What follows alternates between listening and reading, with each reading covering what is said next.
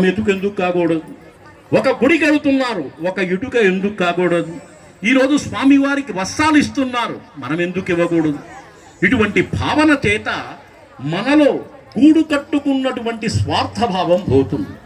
భగవంతుడికి శరీరంతో సేవ చేస్తే తమో గుణం తగ్గుతుంది. అంటే నేనెందుకు ఇవ్వాలి, ఇది నాది కదా అనేటువంటి అభిప్రాయం కలుగుతుంది. భగవంతుడికి శారీరకమైనటువంటి సేవ చేస్తే అప్పుడేమవుతుందండి, శరీరంలో ఉండే దోషాలు పోతాయి. ఇప్పుడు నీ ఇల్లును ఊడ్చుకోవచ్చు, పక్క వాళ్ళ ఇల్లు ఊడవలే ఉంది. మరి అదే గుడికి వచ్చే మార్జన్యా సమ్మార్జయిత్వా అక్కడ చేసినందువల్ల శరీరగత దోషాన్ నశ్యతి, శరీరంలో ఉండే దోషాలు. ఇది భగవంతుడు 10 మంది వచ్చేటువంటి మహానుభావులు వస్తుంటారు కాబట్టి ఎవరి పాదం వల్ల ఎటువంటి శక్తి వస్తుందో కూడా తెలియదు.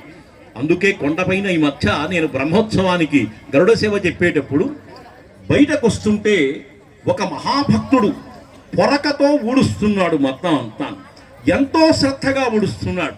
ఒక్క నిమిషం ఆగాని, ఏ ఆఫీసర్ కోసమో ఊడలేదు, ఎవరి కోసమో కాకుండా, ఏమయ్యా ఏమిటంటే బ్రహ్మోత్సవం అయిపోయింది కదండి, సేవ చేస్తున్నాను, ఈ ఊడుస్తున్నానండి, చాలా దుమ్ము ఉంది ఈరోజు అంతా కూడా అన్నాడు.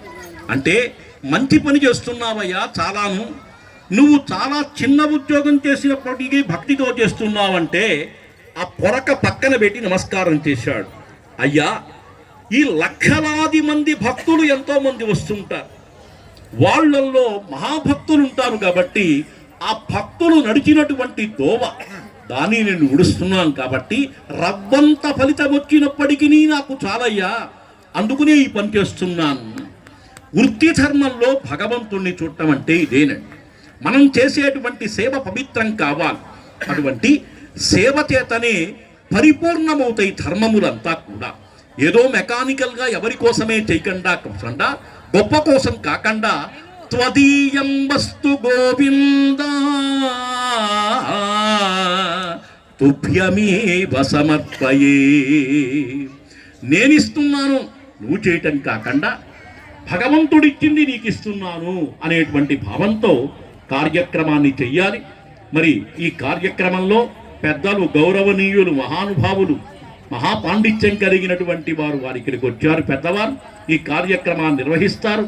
దీన్ని ఆశాంతం చూసి స్వామి యొక్క అనుగ్రహానికి పాత్రుడు అవుదాం.